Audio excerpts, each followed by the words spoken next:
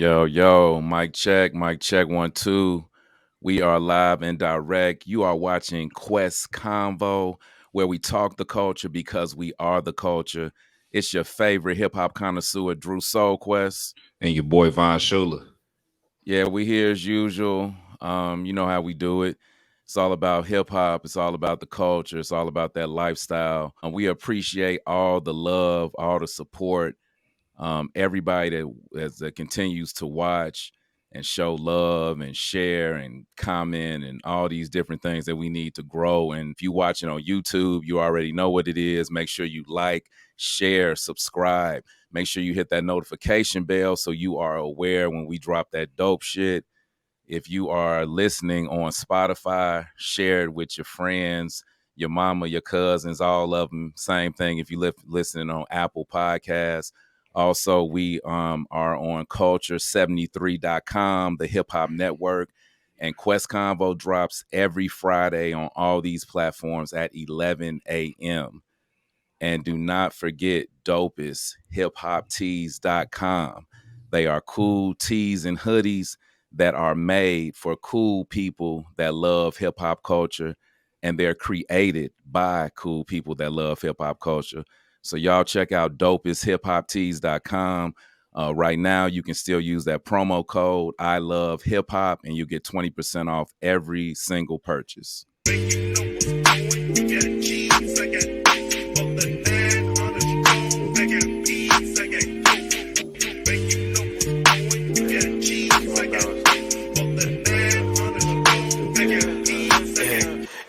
We work to work, you late to work, I holla and they send it. You know my pride was colder than Chicago in December. All right, so we are back. So usually, you know how it goes on Quest Convo. Every once in a while, we have some guests up here. Most of the time, it's just me and Vaughn talking our shit, talking about hip hop, giving our expert opinion on the things and all that good stuff. But like I said, every once in a while, we do have guests. And I love to point out the fact that we are an independent media outlet, Black owned. I love to point that out just to say that when you see guests that we have on the show, it's guests that we really fuck with. It's guests that we really believe in. It's guests that really represent the hip hop culture well and contribute to moving the hip hop culture forward. Those are the only kind of artists you're going to see on this platform.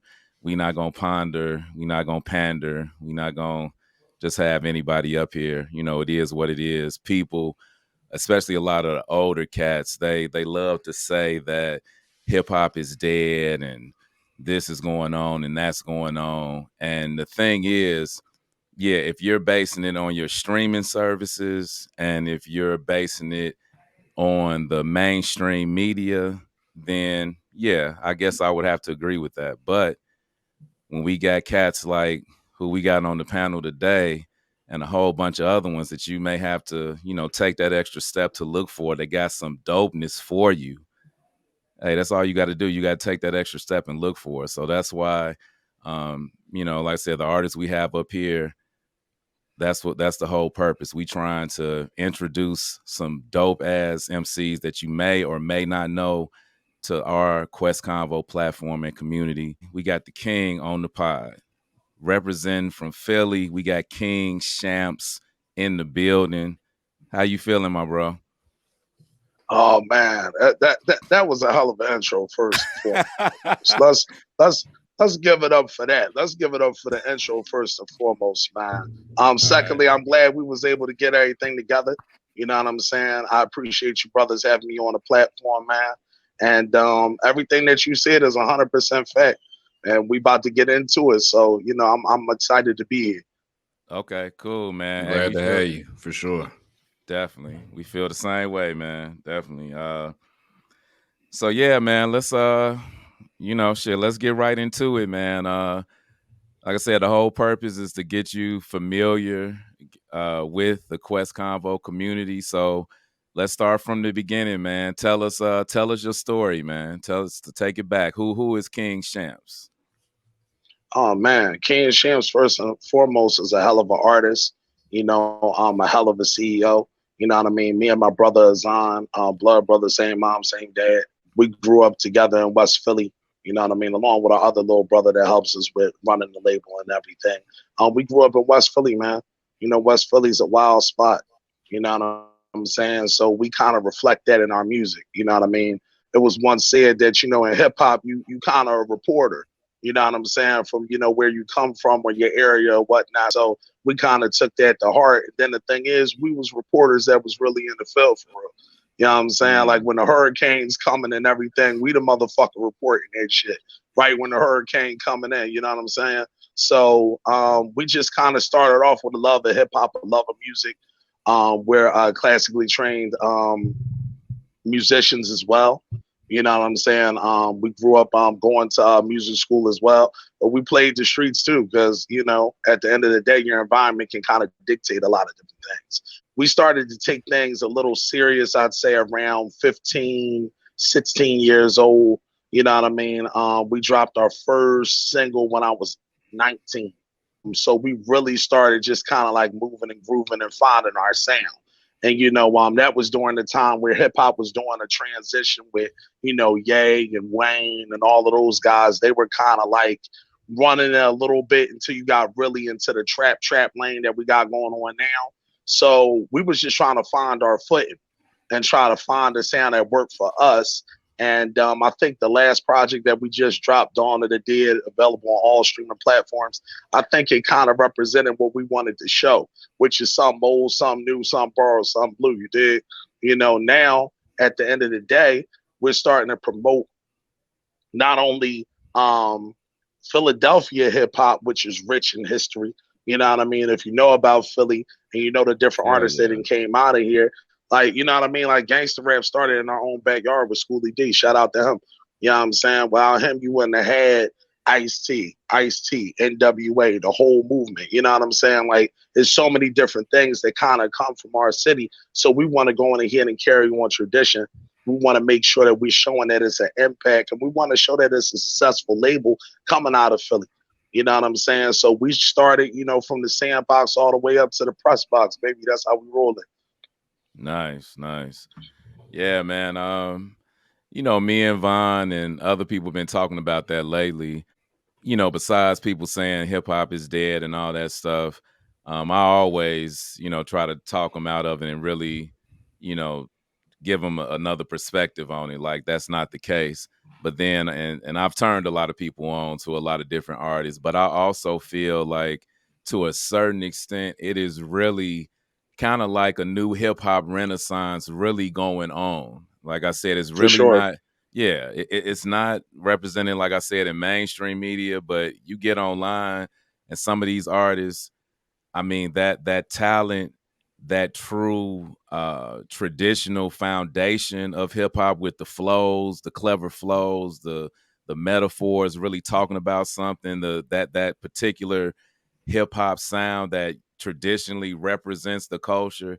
It's a little bit of a renaissance going on right now. You know, it ain't fully bloomed and shit, but I definitely see the beginning of it right now, like a new one for sure. Well, to speak to that, just to kind of piggyback off what you're saying, I have been seeing it. Like I've seen like almost like 4 different generations of dudes over the past, you know, I want to say week or so, kind of just going crazy over the Larry June that just dropped.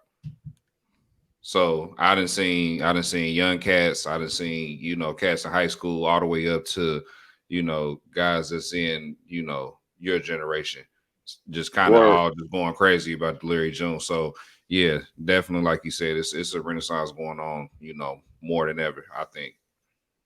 Definitely. Yeah, shout out to June too, a hell of an artist, man. Shout out to him for sure. Yeah, artists like June. You look at the whole Griselda family. I mean, motherfuckers just straight spitting. You know what I'm saying? It ain't no gimmicks. It ain't no bullshit. It ain't no a whole bunch of overwhelming. I ain't even mad at auto tune. I'm mad at the overwhelming ass auto tune. You know what I mean? Right. Yeah. It ain't none of that. Yeah. It's just niggas just spitting. You know what I'm saying? Like what you said, Von, with Larry June. He just rapping. I mean, that nigga's just straight up rapping. It ain't no gimmicks. no super acrobats with the flow. The nigga just rapping. You know what I'm saying? A lot of people are missing that. Just niggas rapping. You know what I mean? So That's a yeah, fact. I'm loving to see it, man. I'm gonna say right off, like when I first heard you, man, I was instantly impressed.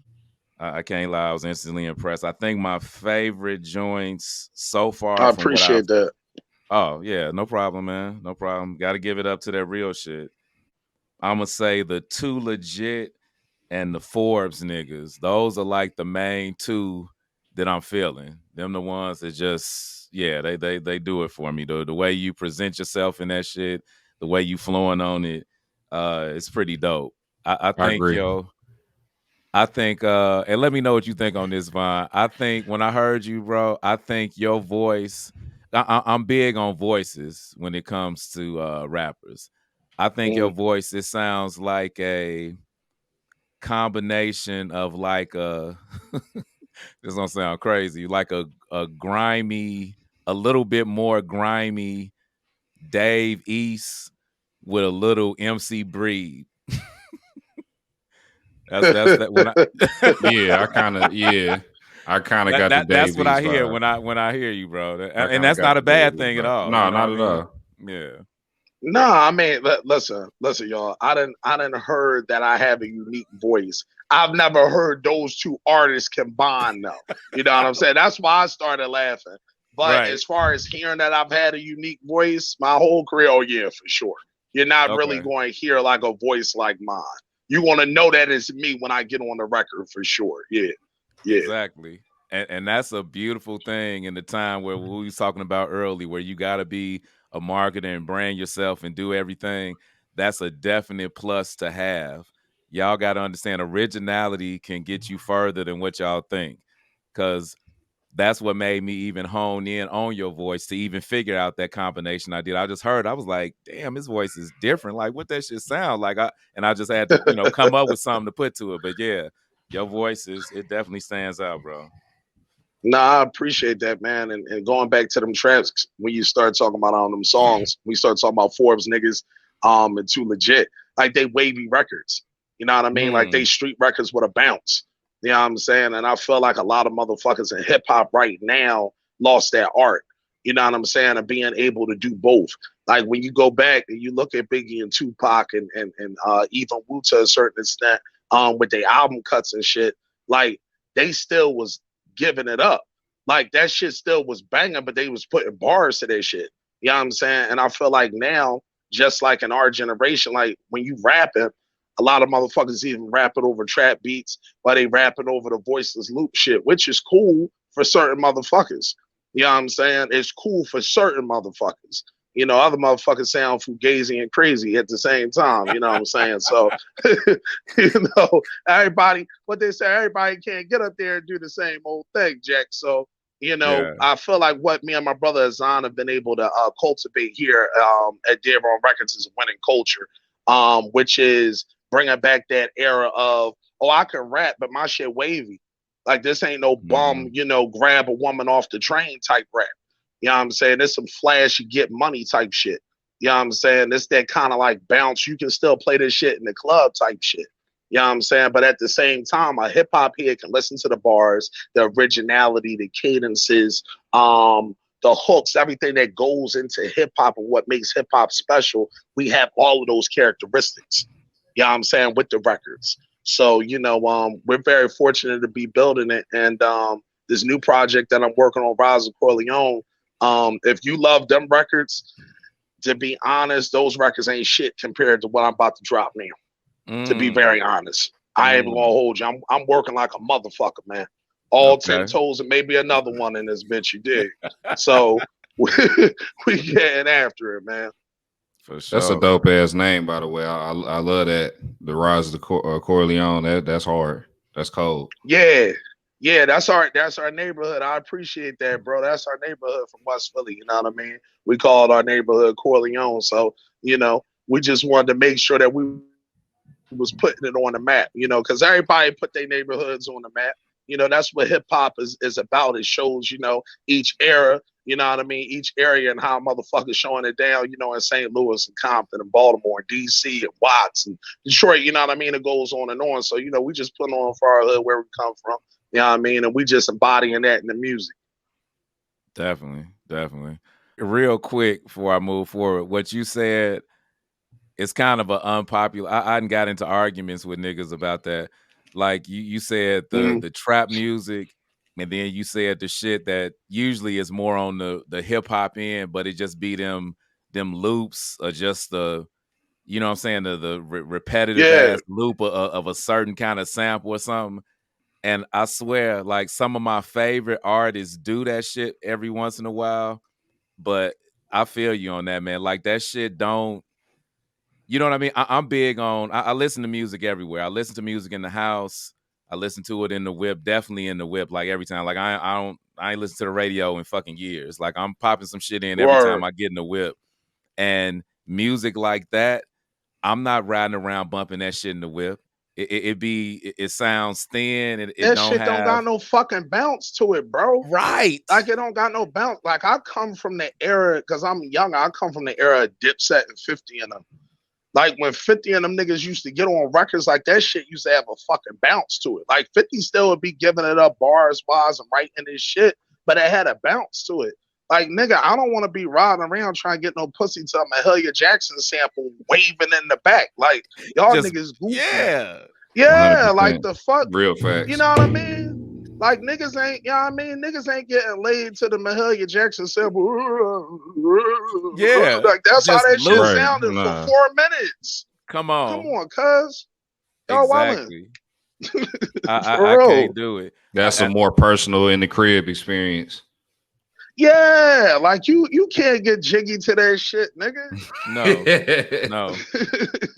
Bro. And it just boiled down to niggas got to realize it's still music.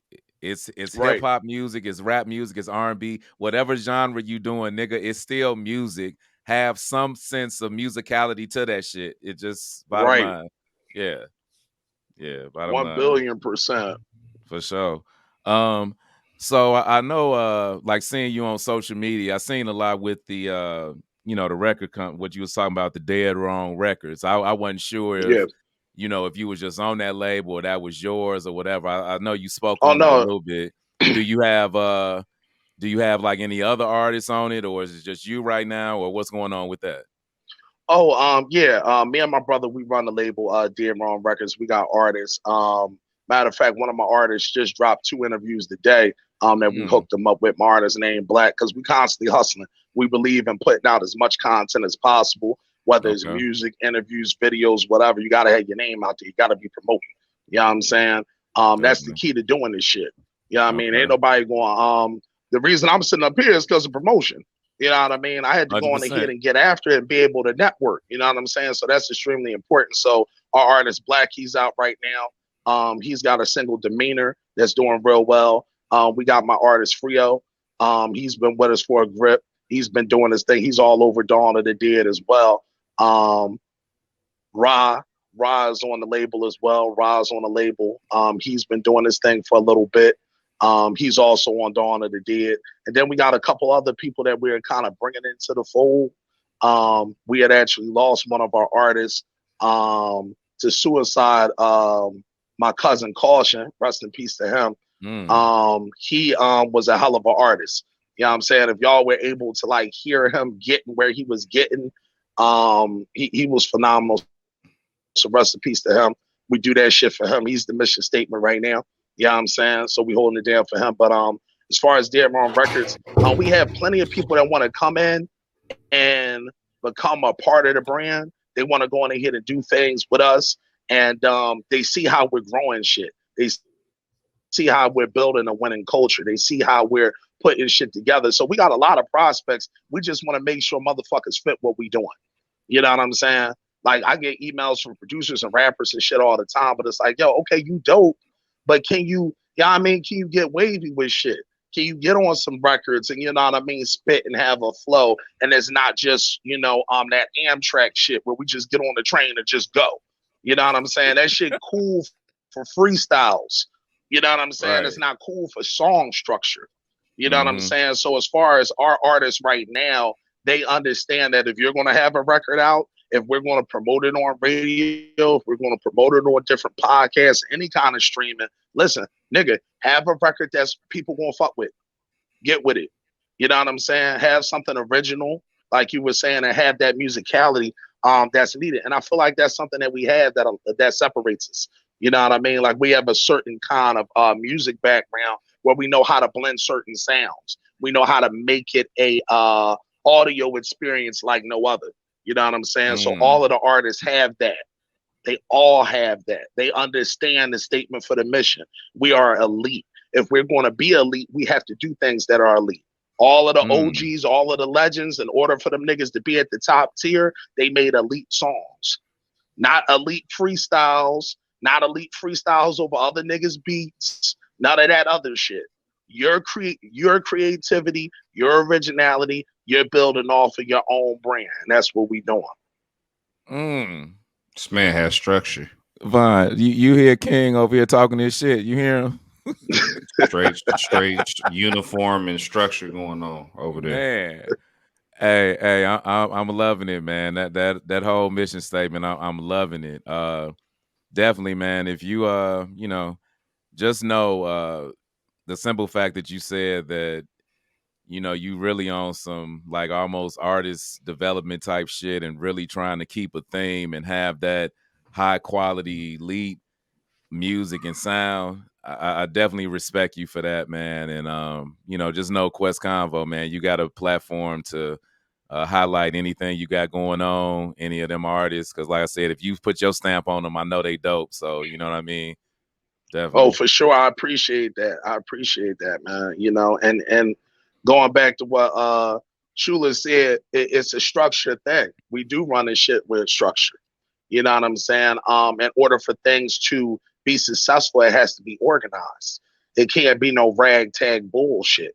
You know what I'm saying? So that doesn't mean that we're running shit with an iron fist on some dictatorship type shit. You know what I mean? But at the same time, it's a culture that's established.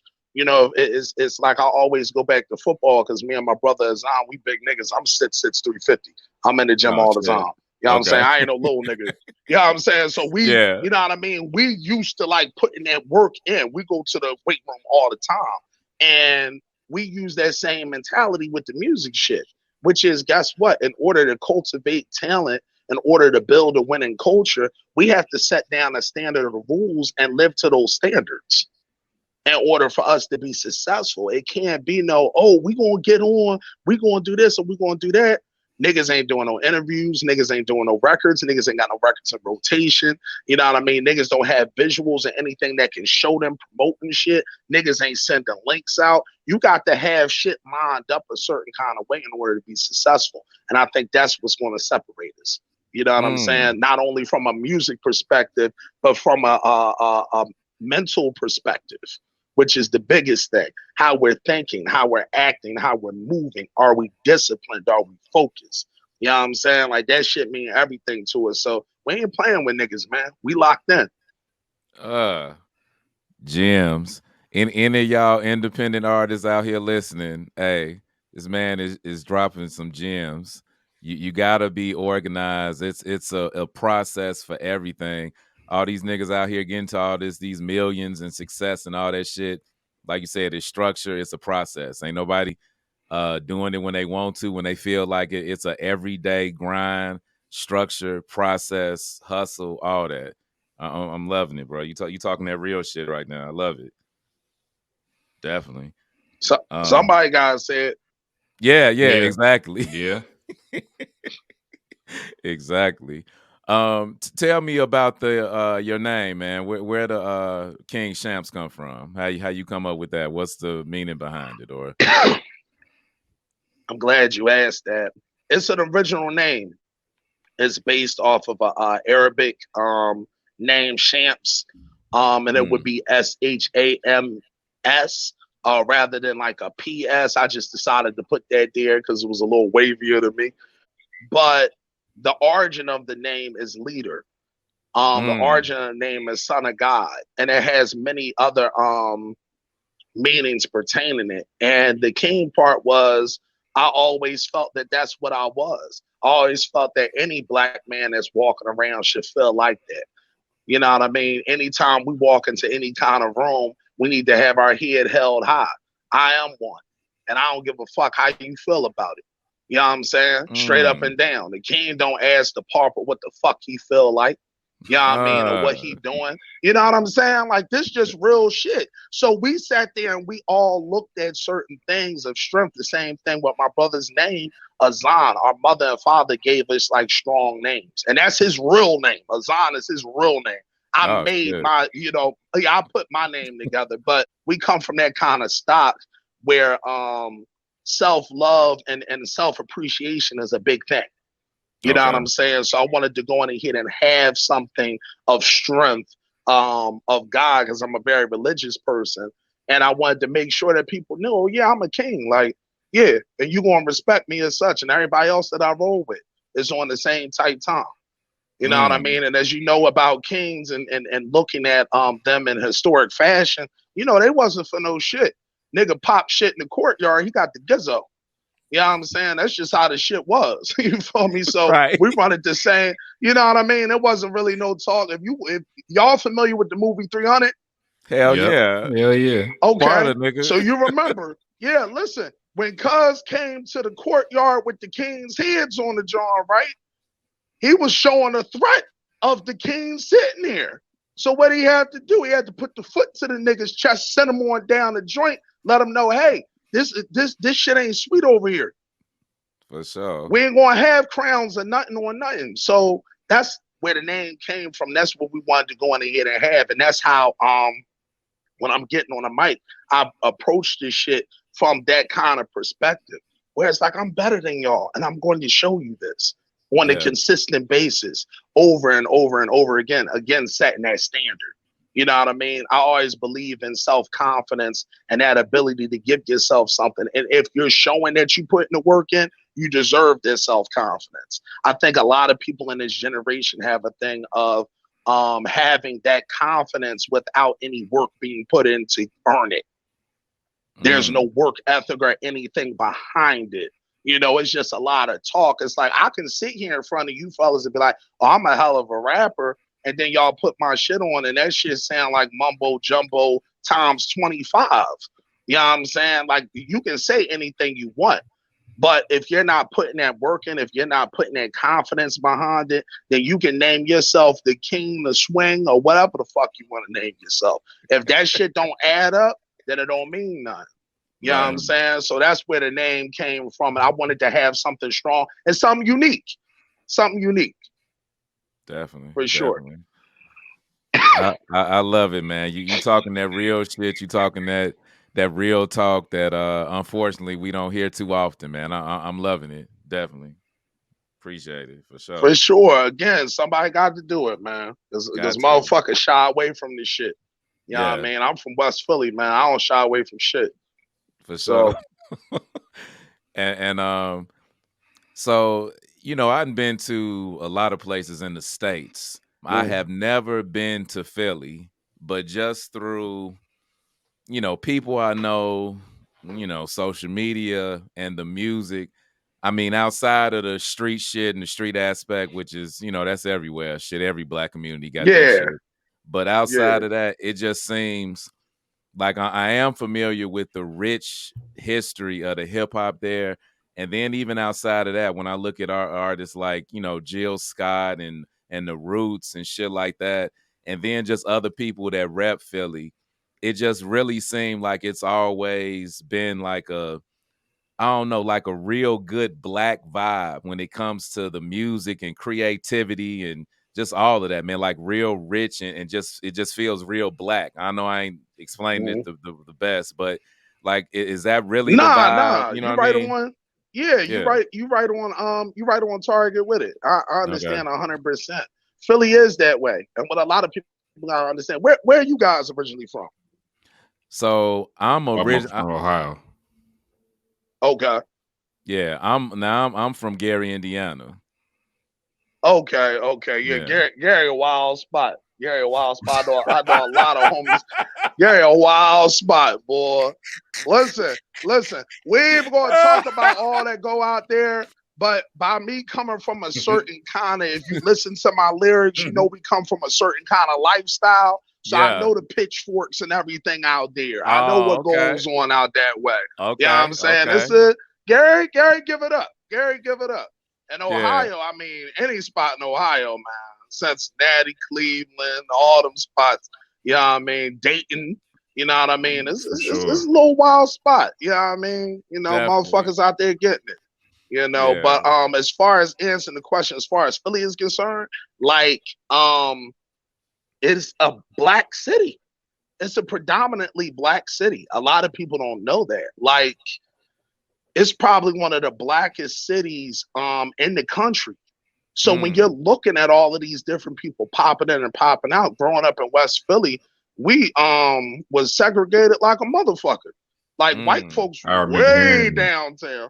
Yeah, nigga, listen, the only motherfuckers you gonna see is niggas and Puerto Ricans. And that's about it. And barely them in West Philly. Certain parts of Philly, like North Philly, has more of like a Spanish kind of culture or whatnot. But where I'm from is nothing but black folks. You know what I'm saying? Okay. So when you start talking about the whole city being that way, yeah, it's definitely a certain level of togetherness. And then when you start talking about the rich history of just music, period, when you start looking back at, you know, Philadelphia International Records, Kenny Gamble, you know, and all of those guys and how they paved the way for a spotlight to even be on the city. We've been doing our thing for a minute for the music side of things, you know, as you mentioned, Jill Scott, Music Soul Child, you know, a lot of guys, Kendra Family Soul, Philadelphia has dominated the neo soul lane for years. That's a genre that was created here. You know what I mean? Yes. Real dope music you can play with your lady, 75 degree type shit. You know 100%. What I'm saying? Like, motherfuckers they don't know the lingo, man. They don't know the lingo. Man.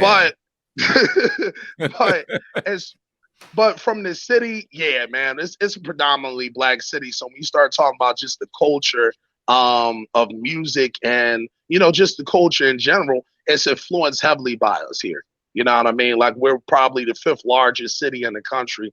And I could easily say it's at least 60%, 70% black here. Like, it's huge. So, of course, we're going to be running it a little bit more than in other cities. You know what I'm saying? Okay. Yeah, I got to make my way out there, man. Do they? Hey, man, come through. I will. We're around. For sure. What is the name of that damn? Is it called is that still around? The Black Lily? The Black Lily. God damn, that may be some years before me. I don't know. I want to say, and I could have the name wrong, but I want to say it was. I want to say I heard about it like not as soon as the Roots came out, but maybe like second album or something. They was talking about it like it was some little club out there or something where they was having like open mic night and shit type thing. See, and again, I heard a lot of people talk about that shit. You said the second album. Yeah. The second album came out in what, like 98? Yeah, something like that. Yeah, hell yeah. Yeah, see, most of that shit like downtown, any of them spots like they was hanging at, like down like South Street downtown, a lot of that shit got torn down.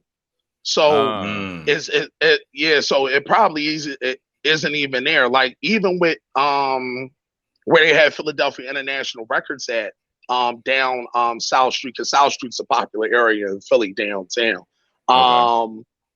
That's no longer there. So a lot of shit isn't even there from that era. Damn. Okay. So yeah, that's probably the case then, because the way they was talking about it, like, you would definitely know if that shit was still around. Yeah. So what's what you listening to right now, man? What artists are you listening to? Whether shit mainstream, underground, whatever. What you checking out right now? I listen to everything, and I know a lot of motherfuckers that say that, so I'll break it down to what I'm listening to. I'm a huge reggae fan. I listen to Tenor Saul and Barrington Levy and all of those guys all day. Bob Marley all day. I listen to that shit heavy. When you start talking about and that old school R&B, Like I listen to that. Like I'd rather, roll some weed and play some Sly and the Family Stone. Some Oh, Parliament I've definitely Funkadelic been type on shit. that a Like, lot lately. you know what I mean? There Yo, you go. listen. That's the wave I was on. Yeah, I mean, like just playing that shit. Like that's the music I grew up on. That's the music I love. Even though I'm younger, like I was exposed to that music. You know what I mean? Early, at an early age. So I'm listening to that.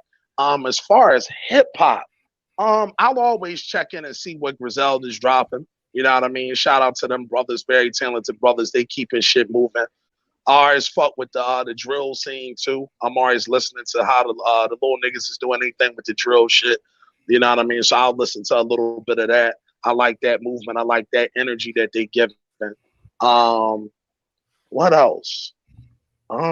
Outside of that, just listening to the legends. I don't really be fucking with niggas, man. You know what I mean? Because okay. a lot of motherfuckers don't like to be honest. And it's fucked up that I say because that's just my personality. Like I be standing on shit. You know what I mean? Like I don't Yeah. really, you know what I mean? I don't really be hearing nothing that sound crazy to me. Now, I've listened to Lil Baby. I think Lil Baby got a little something. Yeah, I mean, I think he's doing a Yeah. little something. From the Mhm. bars perspective, I think motherfuckers got to listen to him a little bit more to understand where he coming from. I Yeah. like the boy from down Atlanta, Pee Wee Longway. I like Okay. Cuz got some shit. He got Okay. some bars. I was on your man a little bit. From your hood. Gibbs. Gibbs. Yeah. Yeah, yeah. Yeah. I For don't know sure. if we could call him Gangster Gibbs, but Gibbs. You know what I mean? Gibbs out here doing his thing. You know what I'm saying? Right. Right. I like listening to rest in Nah. peace to both of them brothers, Nipsey Hussle and Young Dolph. I like Mm. they shit. Yeah, I Yeah. fuck with Dolph shit heavy. And then just like all the old school guys, man. We start talking about, your Wu, your Jay, your Nas. Going back to listen to Mob Deep shit, going back to listen to Pac shit. I'm a huge Screwed Up fan. So I listen to everything that Uh. come out of there. Yeah, Okay. 3 6 Mafia, 8 Ball, MJG. You know what I mean? Bone Thugs, I'm big on. You know what I'm Okay. saying? So like I'm just listening to everything. That's what I mean when I'm saying I'm listening. Hell, even rock music. You know what I'm Mm. saying? I'll sit down and listen to some rock music too, just to get a better idea of different soundscapes. Because I may be able to put a riff in there that could make this shit sound wavy that you wouldn't even know came from a rock song or came from a R&B song or whatever. You know what I'm saying? So I'm always listening to music not only for my personal enjoyment, but being a student of the game. You know what I'm saying? Anybody that's an elite artist, I'ma listen to. Even if I don't fuck with your shit, even if you're a pop artist, I'ma listen and say, yo, what made that motherfucker sell that? You know what I'm Mm. saying? He or she had to have a hit factor. You know what I'm saying? So I'm always listening to new shit. Okay. I want Yeah. to take it a step further, real quick though. Are you being from Philly? Are you familiar with the battle rap scene at all? Is that really a Oh big yeah. scene? Is that a Oh big my scene? God. Can you tell us a little bit about that scene? Because I know I know some guys, not personally, but just following it, and I enjoy it a lot. So can you somebody from one of them places where a lot of them guys come from? Can you go into that a little bit more? Listen, I'm gonna tell you, bro. I'm glad you brought that up. I'm a huge fan of battle rap because I come from that era when it really started in the Exactly. barbershops. Right. Like when you start talking about in Philly from like the freestyle shit. Like, all right, so Peep Game, right? The boy RJ Payne, right? That's out right Mm. now. If RJ Payne It's came dope. from Top Class. Top Class was a freestyle group that had Reed Dollars in it. I'm not sure if you're familiar Yeah, with him. Reed Dollars, my guy. Reed, Yeah, listen, Reed. Reed, Reed. yeah, Reed Dollars. Listen, and the thing is with Reed and a lot of them, like growing up during that era, they was from Southwest Philly, and they called Southwest Baghdad because it was so Mm-hmm. much like street shit going on, like down there, like that '05, '06, '07 era. Like both our neighborhoods are close, Southwest and West Philly. So we always had battles back and forth with them niggas, streetwise, otherwise. You know what I'm saying? Rap wise, the battle culture was big. Like everybody in Philly raps, my nigga. Like the Reverend got freestyles. The Imam got freestyles. You know what I mean? Grandma was shooting a visual up the street. The pharmacist boy, you know what I mean? Like the pharmacist boy will bar you up too. Everybody got bars in the city. You know what I'm saying? He come out the Rite Aid right now, start coming at you kind of crazy. But hold on, nigga, just give me my Cialis and let me get on out of this joint. Like I'm cool. Like you wilding with the bar and shit. But seriously, nah, man, it's a huge battle culture here. Cassidy, Reed, Rain Man. Like I said, RJ Payne's name was Rain Man. That was his original name. I was just about to ask you about that. Yeah, that was his original name. Yeah, Rain Man. He, like I said, him, Reed, what was the bull's name? Frank with the grippers gone because his teeth was all fucked up, so they ran with them niggas. What was it was a couple of niggas. Now it was a couple of niggas. Meek Mill came from that. Meek. You know what I mean? Like Meek Mill. Yeah, I forgot about Meek with the braids. Yeah, Headshot Records. That was with Joey Jihad, Meek Mill, Quilly Mill. It was a lot of guys during that time, that 05, 06, 07 era. And now that you see battle rap being commercialized a lot more and a lot of niggas getting more checks, it's good to see some of those vets from Philly up there getting it. Rest in peace to Technon. Technon was another crazy motherfucker from the battle rap scene. He was a wild North Philly nigga that did his thing. Who else? It's a lot of guys in the battle rap world, but that's how we kind of started off. Like when you were rapping during that era, you had to battle somebody. Like that was kind of what the culture was. Like you had to battle somebody. Like, niggas didn't care if you had a song. Niggas like, all right, freestyle this boy right here. We're gonna go right here to this alley. We freestyling. There's 40 niggas in the alley. You know what I'm saying? And that's where a lot of us get that aggressive flow and that aggressive tone and like a certain kind of wild, like all of us have a wild style in Philly. If you listen to us from like Beanie Siegel all down, where when you hear us rap, you can hear like, oh, them niggas was outside. You know what I'm saying? Like they wasn't, you know what I'm saying? Like it's not a thing where it's like, oh, he rapped like, you know, he grew up and did 12 straight years in Catholic school. You know what I mean? Mom worked really good. And nothing's wrong. And trust me, ain't nothing wrong with that. If you get shit, go ahead. Because that's what I'm working for. I'm putting all my kids through that shit. I don't give a fuck what y'all niggas talking about. Because the shit we grew up in, niggas was carrying razors and a $150 type shit. So like, you know, it's my a school shit. Listen, you from Gary, Indiana, nigga. I know. Nigga, they was shooting in my shit. Yeah, it's a whole nother ball game. You know what I'm saying? So you definitely want to go in here and separate from bullshit, but that gave us that hunger. It gave us that grit. Like everybody in the battle rap scene or that's making music from the city, we all embody a certain kind of street culture. So the battle rap scene is still heavy, it's getting bigger. And niggas is finally starting to get checks off of it. So I'm glad to see brothers do that, man. You know what I mean? I'm glad to see brothers getting that money and hustling and getting that notoriety. You know, because battle rap used to be just such an underground scene. Now it's like all the top rapper bulls being there now.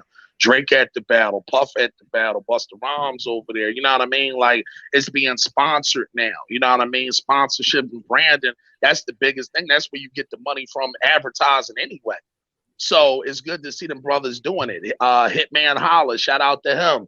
You know, getting that money. Charlie Clips and them niggas up there getting that money. Dude, you know what I mean? Like it's good to see them using that platform and buoying themselves into something new. So yeah, I grew up in that era though, Vaughn. I grew up in that era, man. For sure. I'd have battled at least 30 niggas myself. I ain't never lost. Straight up.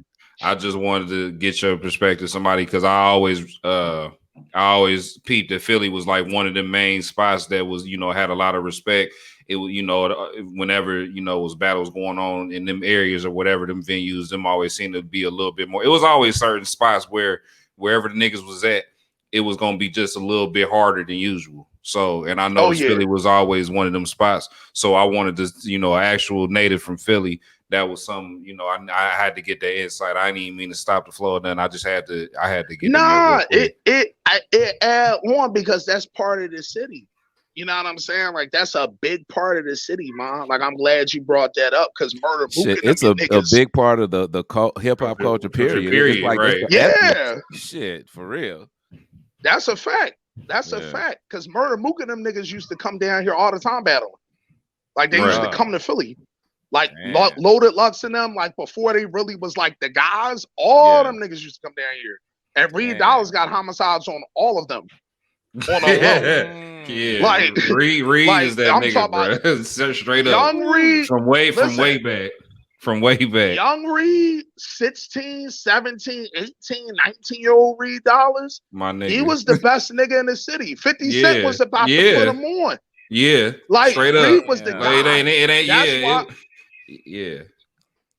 You know Nasir Vaughn know he know his history. Because a Damn. lot of motherfuckers don't know that. Like Meek Mill, I'm glad that that brother's successful. But niggas know Meek wasn't the guy here on the battle rap scene. As soon as he dissed Reed Dollars, that's what catapulted him more into this scene. And he You know had what to do I'm that. saying? He had to do that.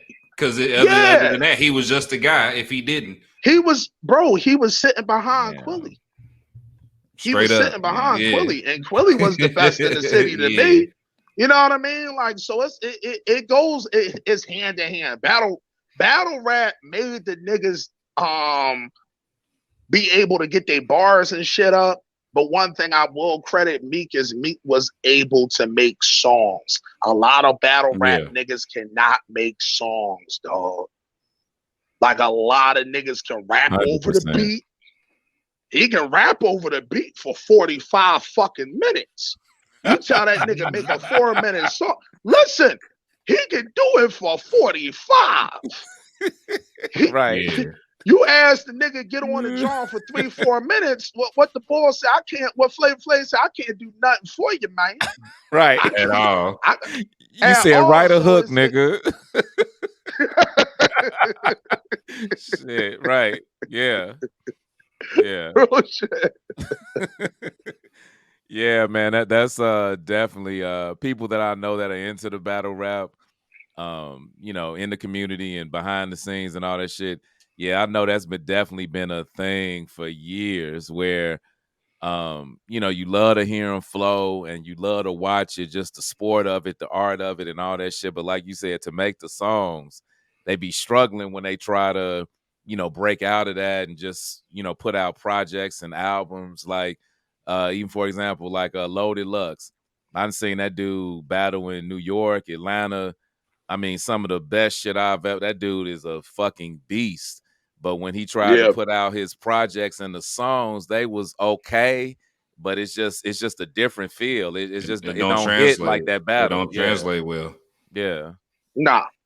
Nah, because you have to have, and that's another thing. I'm glad you brothers brought that up because that's another thing I have a bone to pick with as far as niggas rapping over the loops. See, it's certain niggas like I'm a big Rock Marcy fan. Like I think Rock Marcy is super fucking. I call him the GOAT of the underground, to be honest, because a lot of these niggas' whole styles is coming from him. Like 100%. he was the first nigga really doing that shit. But this is the thing, though. I've heard Rock Marcy get over shit with drums and body that shit. So it's not a thing of him not having that ability. A lot of these niggas that's rapping over it, they get over them drums and they forget shit. You know what? Like they just be like, they be like, damn. The drum throwing me off. It's throwing them off because it's like what me and my brother call a lot of these niggas, bro. And we call it in battle rap too. Said, y'all done got me going. So I'm a wild nigga, man. We be up here all night. We be up here all night. But you all good. But we call this shit violent spoken word. That's what we call it. You know what I'm saying? We call it violent spoken word. That's because the thing that's is hilarious. That's good. I like that. Because this the thing. That's what it is. Because once you can't put the drums on it, like going back to one of our records, right? Like you see it Forbes niggas. My brother Azan does the hook on there. And he's bouncing on that shit. For like sure. he's doing it. You know what I mean? Like, and then I come right in on the second verse. I'm no wave drown. I'm in the house now. Like, I'm doing a whole nother flow, but my shit different. And I'm on beat.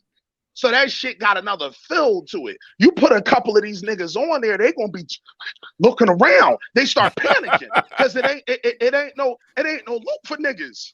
Yeah. You know what I'm saying? And that's and going back to what y'all saying as far as the shit translated. Like that's what separates the men from the boys. Them drums, them samples. Can you get on there? Can you do it for real? You know what I mean? That's like we all played basketball and football at the park and shit. It was certain niggas that was nice up to a point. You know what I mean? So the real niggas came around, you're like, oh yeah, he played varsity. He on the team. Right. You know what I mean? These niggas play football in the street. There's a difference between running between the cars and trying to escape a safety. I got it for you. It's the equivalent of like the man one. Remember the and one niggas? And then but how many of them niggas actually got into the NBA, let alone have a successful NBA career? But they could do they could ooh and ah you all day on the court on the blacktop, all them tricks and shit. Yeah, right? They throw it off your face, all kind of shit. But then when it comes to playing some organized ball for the white man, you can't do it. It's crazy. Hell no. That's real shit. Yeah. Yo, he got me cracking up because it's real shit. And we say that shit all the time. Like, it's certain motherfuckers that are professionals. Like, if I'm going to go get a nigga shot, I'm not going getting old dog that's cocking the hammer like this. I need a Russian ball.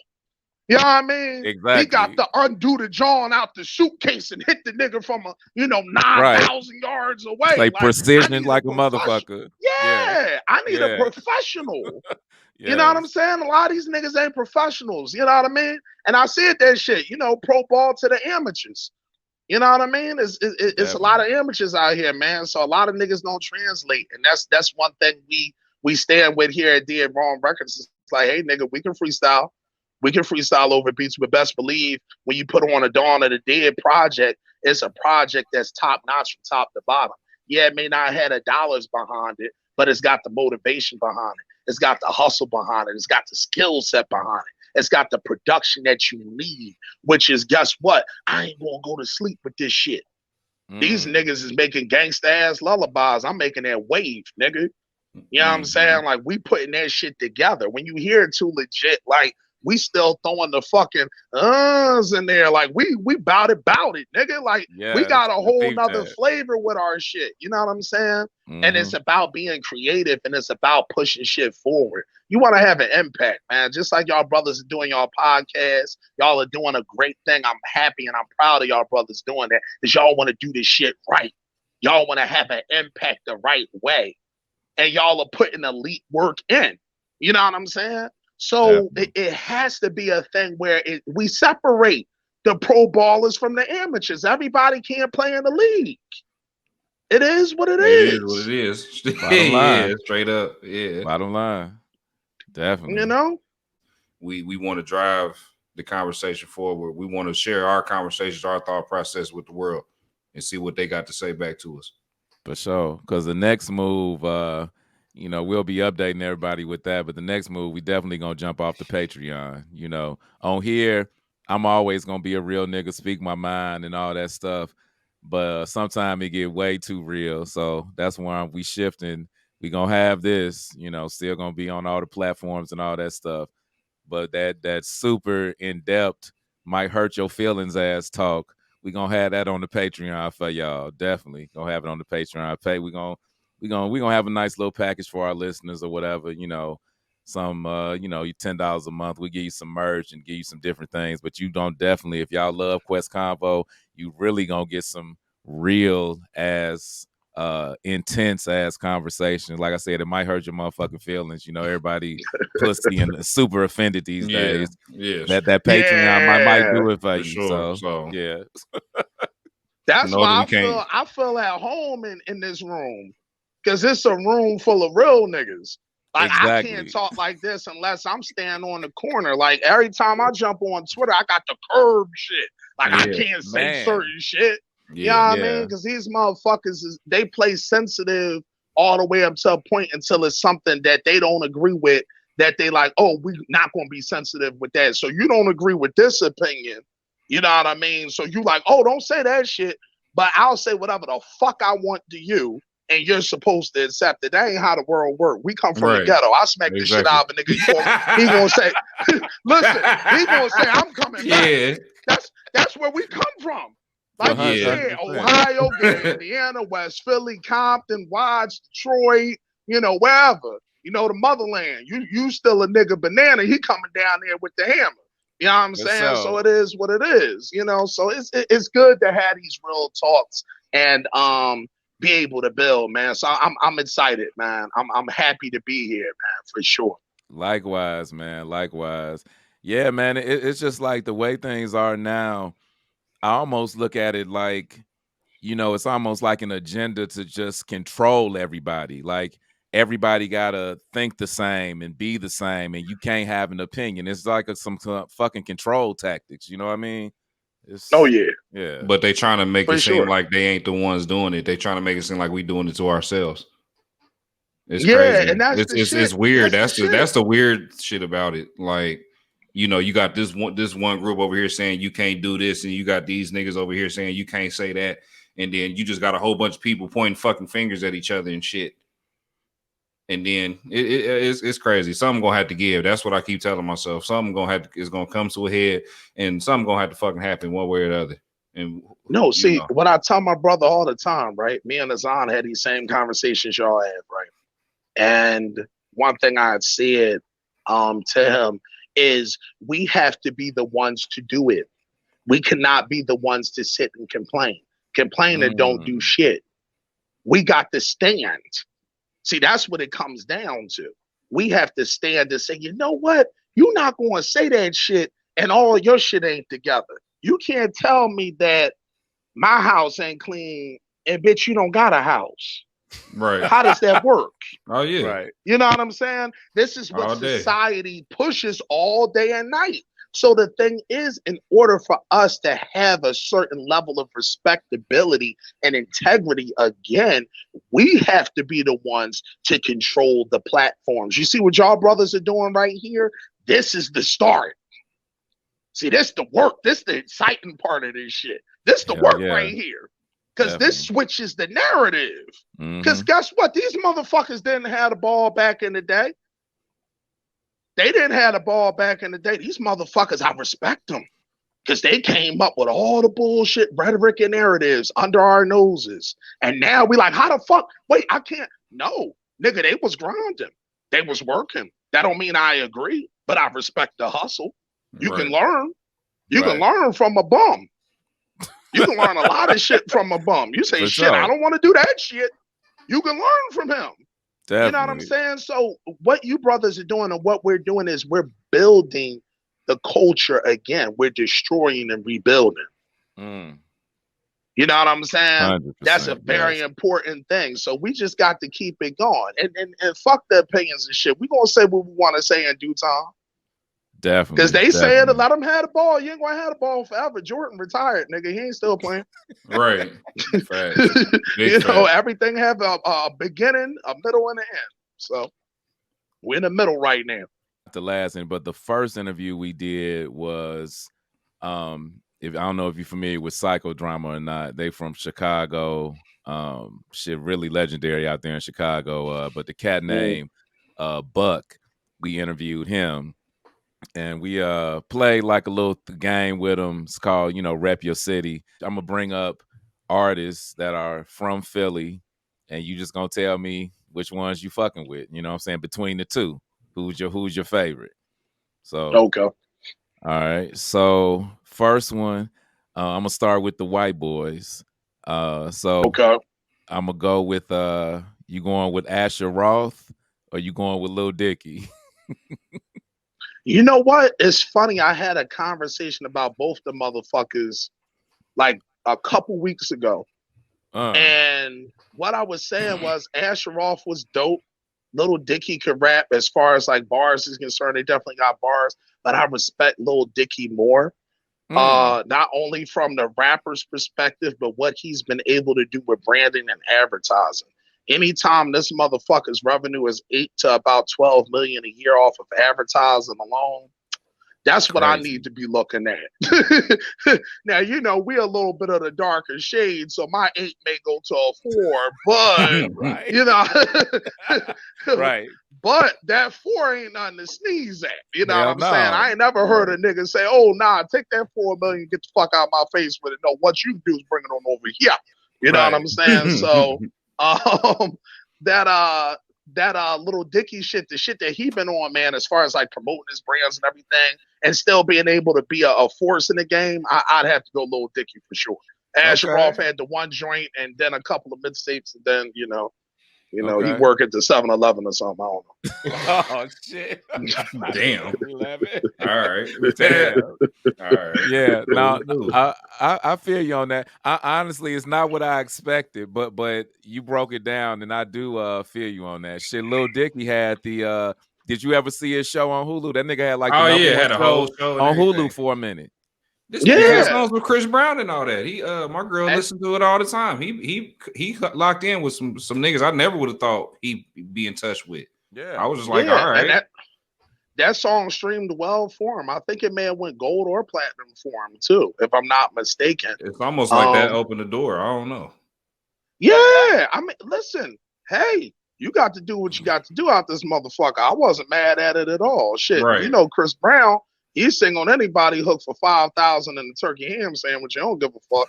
Right. So you know, he getting on that shit for sure. Okay. So then we gonna move it to the ladies. I'm gonna go with you going with Eve or Bahamadia? Eve. Eve, okay. Out of question. Eve. Out of question. Okay. Eve was the truth bar wise, and we loved the way Eve looked. Boy, fine as hell. Eve was different back in the day, boy.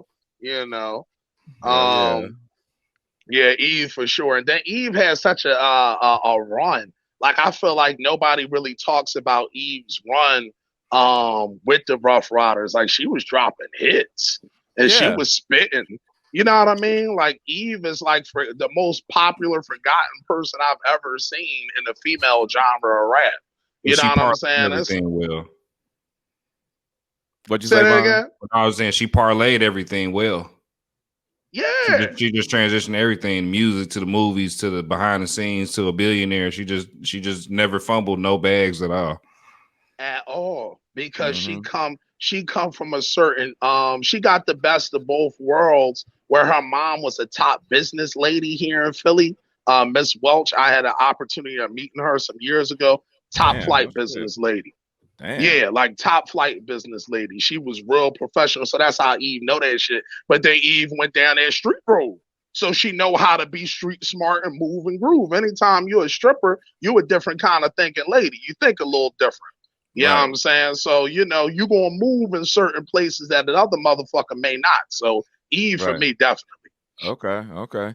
Yeah, I feel you on that. People do be forgetting Eve's run. She had the shit. What's that shit with Gwen Stefani? She had the #1 song in the country for Let me blow your mind. Let me blow your mind. Let me blow your mind. That shit was a bop, like a motherfucker. Yeah. That crossed over. The white folks was on that, so you knew that was doing something. For sure. All right, let me see what you're gonna say with this one. Cassidy or Black Thought? Man, stop. Oh man. Come on, man, stop. Man. And not to be disrespectful, but just come on, stop. Like, okay. I saw that. I saw him. He typed that up. I was like, what you do that for? No, listen. I'm like, don't ask him that goofy shit. Wait, no. I knew you was gonna say Wait, hold up. Because this is the thing. You can answer the question 2 ways, and both can be true. All right. So this is what I'm gonna say, right? Both can be true. If we gonna say, if I got to go in an alley right now and rap for my fucking life, I'm taking Black Thought and that hat that he wears with me. Yes. I'm taking him. Now, if we talking about talking some street shit, being able to put bars over niggas' heads, and he had a good run from the freestyle era. He's probably the most successful battle rapper turned I got gold and platinum plaques ever. Yeah. Cassidy definitely gets that respect. I think it comes down to what your preference is as far as an artist, a lyricist, or an MC. Because both of them bring different things that the other one does. Cassidy got radio hits. Black Thought does not. Black Thought securing that white man bag with the Fallon shit. Cassidy is not. Right. You know what I'm saying? So it's a lot of different elements and factors that go into it. Black Thought, for me, I've listened to from a skill set perspective, and Cassidy I've listened to when he was actually the guy. And Cassidy now is interesting now. Okay? We're not going to sit here and pump fake and say some of the shit Cassidy be saying now is a little wild. But we ain't going to sit here and pump fake and say that Black Thought don't do the same shit a lot of other guys will do too, which is rap for 45 fucking minutes, and then we'll get to the project of your project, and it's solid. It's not wowing anyone. Yeah. But it's solid. Yeah. So I feel like it is a split question for me, because if you're going to ask me, okay, who's the most lyrical, I'm going to go Black Thought. Who says the wittier shit, I'm going to say Cassidy. I'm going to say Cassidy. And if it came down to it, who I'm going to take, like if it's like, yo, Shampz, we got the hammer to the head, who we taking? I'm taking Cassidy for sure. Without a question. I'm going to take Cass. Meek Mill or Corrupt? Man.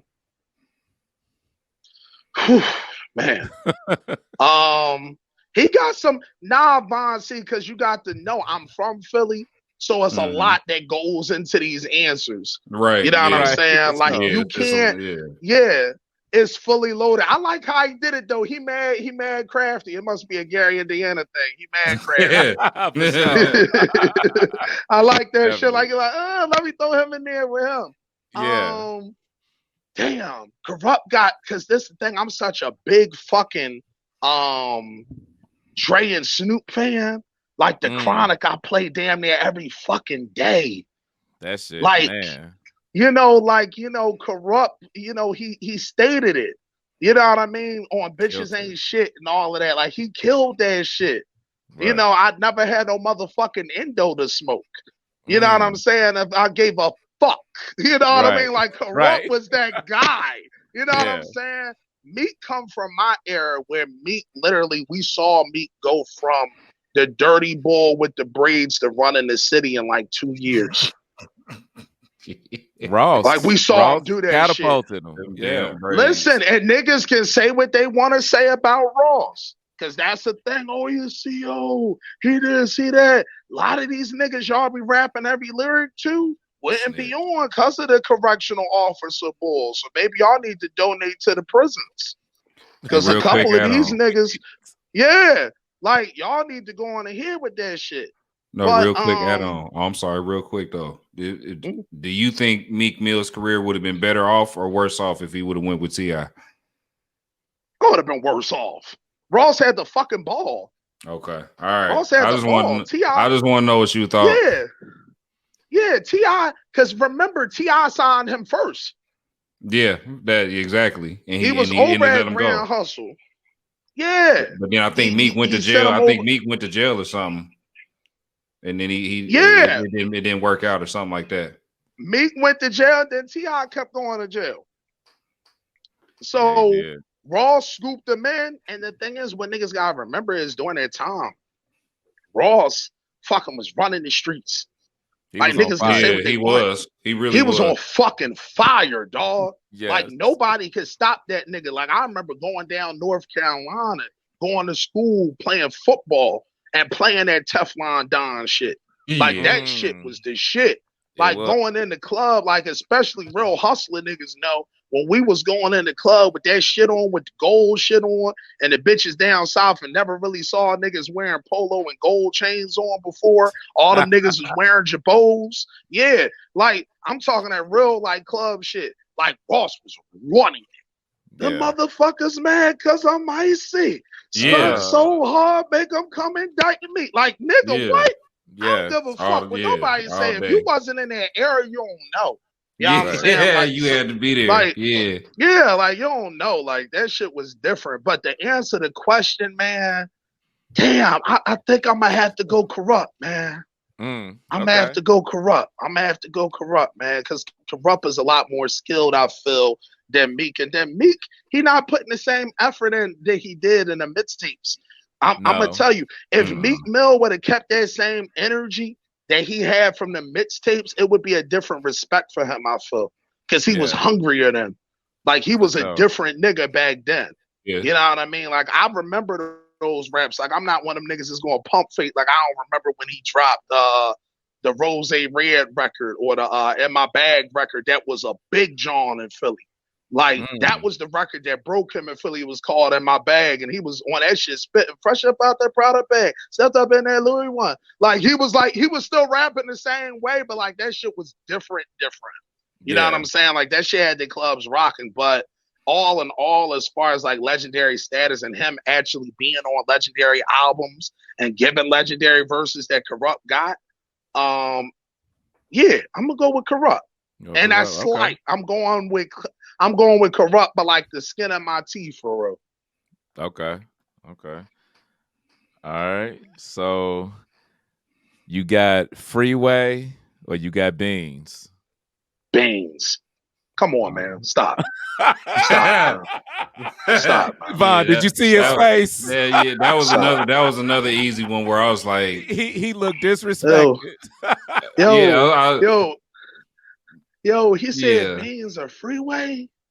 I was like, Freeway. I ain't gonna lie. We shared a note, so I wanted to kind of just delete that one off, and I wasn't even gonna say nothing either. Just delete it off. Like, yeah, this looks good, man. Everything looks good. Though, because it adds to the banter of the show. Like Drew know what he doing. He mad crafty. He like, I'm gonna throw this shit in there. This shit not supposed to be there. He know that. He know that. I thought it was some kind of mistake. I was like, this must be some kind of mistake. Readjust your glasses real quick. No, but I'll let him have it. I'll let him have it.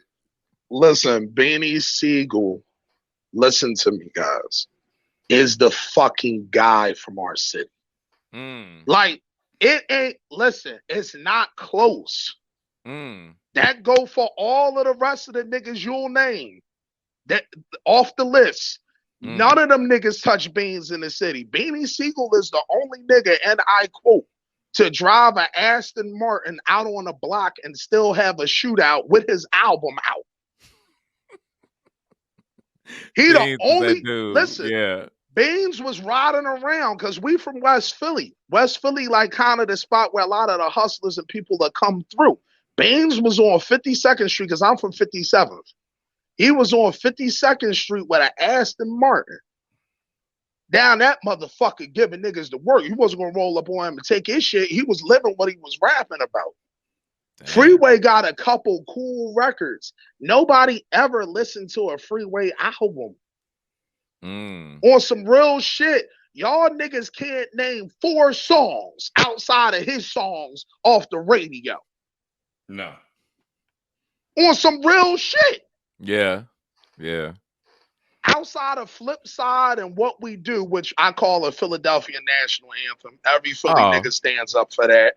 You know what I mean? What We Do Is Wrong is just that record to us. It's that one. That's why every time we go somewhere, they hear a Philly nigga, they throw that beat on to make you freestyle to immediately. They like put that beat on. That's all the niggas want to listen to anyway. So throw that beat on. But Beans, it ain't close. Like I said, and Beans is the guy that literally beat Jadakiss. And Jadakiss is the guy. Like Jadakiss has become God level MC these last couple of months after the verses. We ain't gonna talk about all of that. But Beans beat Jada in the battle. He beat Jada. You know what I mean? Like out of the diss records, Beans did that. Like Beans that held his own. Like Journey Through the Life, like off the Forever album. Have y'all ever heard a verse like that? Yeah, Like Beans Beans was is talking that shit. He yeah, said, "What you think the 33 and the Glock is for? Read the papers now before I took the cops to war." Like niggas don't understand that talk if you ain't been in it. You know what I'm saying? exactly. Yeah. Like Beans, like Beans, like and then he got records with Scarface, like Mac and Brad. Like that record go back and forth, stupid. Like so, Beans for me, yeah, Beans all day for sure, Definitely. for Man, sure. it hurt my feelings, man, when his voice got messed up. You know, Bean's Yeah, Hey, you voice, know what? man, that they shit took hurt his my lung out, feelings, and they took man. half his lung out. Yeah, he ain't the same. Well, see, this the thing, and I'm gonna tell y'all something. That's why with Dead Wrong Records, as soon as they clear that check, nigga, I'm sliding up out of here on Will Smith, Kevin Hart stash. You ain't gonna see me in Philly, goddamn it. Cause see, the thing is, these niggas in Philly, as well as any other city, because like Drew had touched on it earlier, it's niggas in every hood that get down. It's motherfuckers in every hood that'll do something. I'm not going to dangle meat in front of wolves. Cause Right. I was a fucking wolf at one point in time. Fuck, I look like being a reformed wolf with a suit on now, thinking these other niggas don't do what they do. They do what they Exactly. do. You know what I mean? Exactly. And Beans was still coming back and forth to the city and all of that, and he was a little bit too close to the action. You know what I'm saying? He was a little bit too close to the action. But I like that new Beans shit. Like I like that verse he did on Pusha T's album, that Keep Dealing shit. Yeah, Oh yeah, my yeah, God. yeah. That's one Yo, of my he favorite found songs on that. yo, bro, he found such a pocket. He embraced him having that. And I felt like it gave him more of a menacing sound. Like Okay. it just was like a little bit more like beforehand Beans was more expressive, you know what I mean? Yeah. But I feel like he embraced like a darker kind of ominous sound. You know what I'm saying? I was Hmm. fucking with that shit. Okay. Okay. It's a different perspective. Shit, I got to go back and listen to that verse now. Yeah, like I guess I'm just so used to Beans one certain way. I couldn't get over the voice. I was just, I don't know. I felt like I was trying to listen to it and I just couldn't hear that shit right. Cause I'm like, it's Beans, but it ain't Beans. Shit. Like, yeah. Right, right. Yeah. I'm gonna go back and listen to that. All right. So the last one on the list, going old school with this one. We going with Steady B or Schoolie D? Schoolie D. Schoolie D. Okay. He from West. Is no way I don't go against my neighborhood for shit. All right. Schoolie D. Okay. Like it's just certain shit. Like it's just certain shit. Schoolie D and Steady B legend. Cool C Oh legends. yeah. Because again, Philly niggas forever have been living what they rap about. The glamorous life, they went to go get the glamorous life in the bank. You know what I mean? Right. That was just how the shit was going.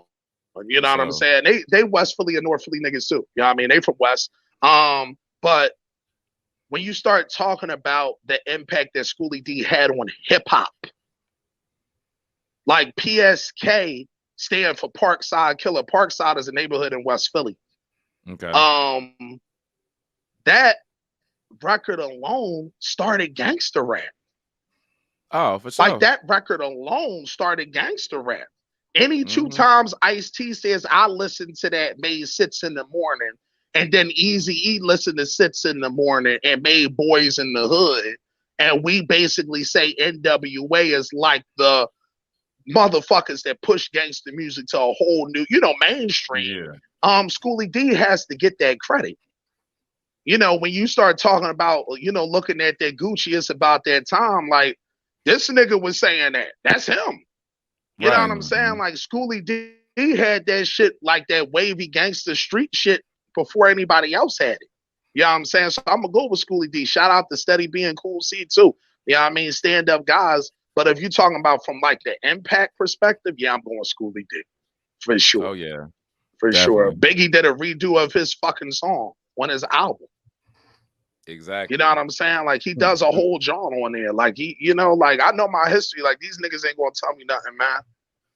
Cause like so as far as Schoolie D go, he was a little bit before my time. Like the first niggas I heard from Philly as a shorty was Steady B and Cool C. I was on them first. Like I had heard of Steady B, but like I said, I'm not Steady B, it was Schoolie D.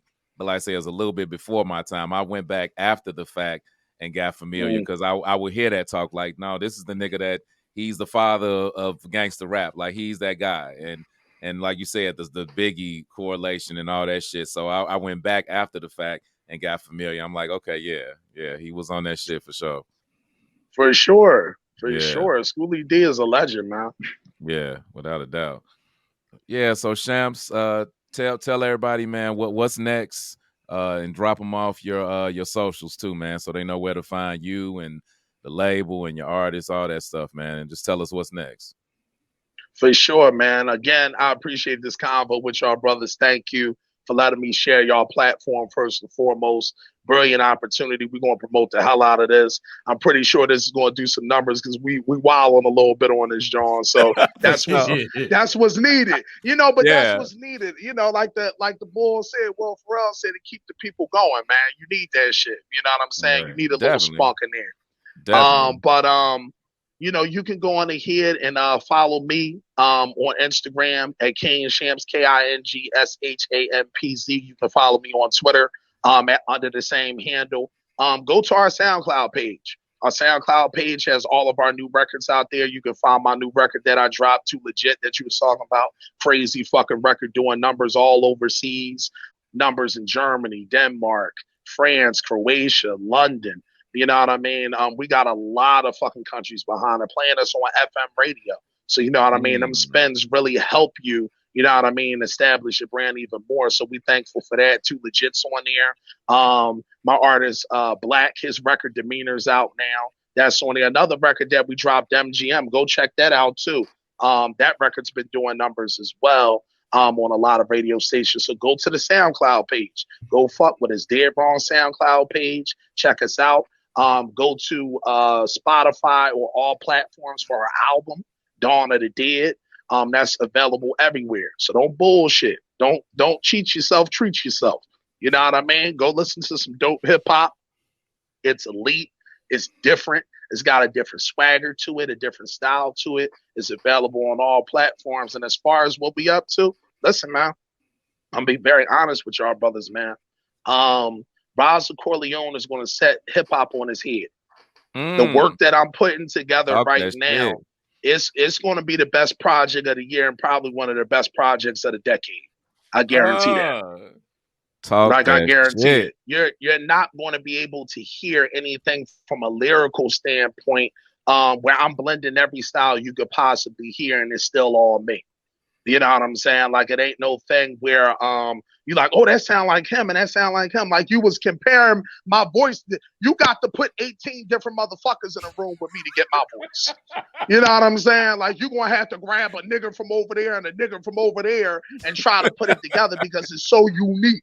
You know what I'm saying? It's a unique sound. You know what I'm saying? And that's something that we stand with. So, you know, Raza Corleone's going to do that, man. And we have a flood of artists and a flood of producers that we got in training right now, as I should say, from an artist development perspective. But you'll be hearing from them. We're going to be dropping projects like Master P. We flooding niggas. 8, 9, 10, 12 fucking projects. Except all the projects going to be fire. All the projects is going to be elite. It's a hostile takeover. Vaughn, you know, Pierre, we ain't got all day. But the way Vaughn looked, Drew, he's like, oh, Lord have mercy. Yeah. And 12 white folks. Yeah. This is too much. You know, but but we're promoting that way. Let's just say we're promoting that way.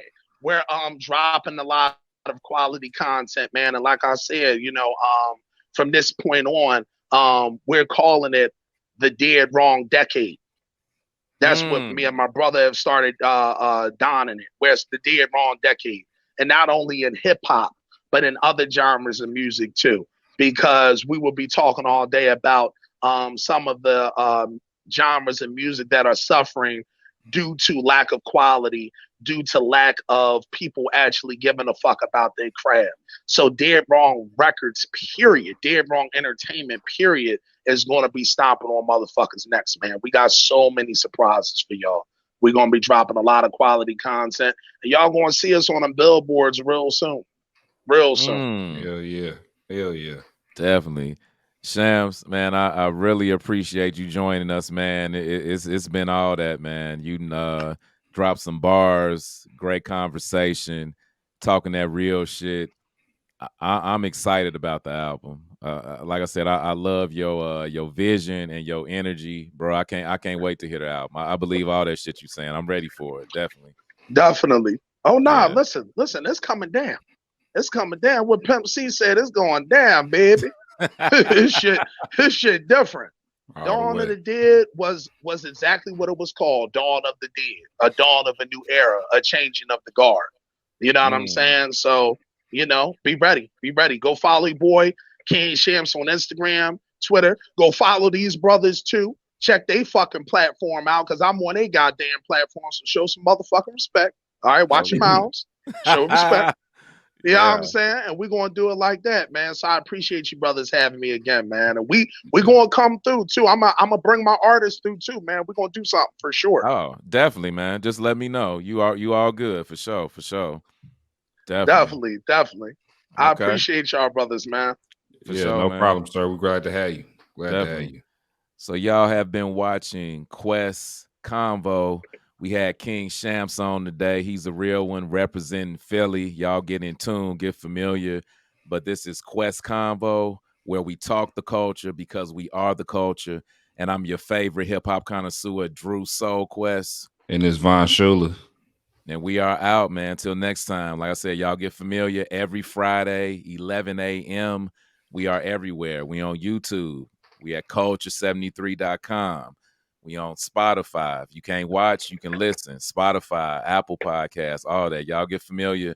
And we out of here. Peace and love, y'all. Yes, sir.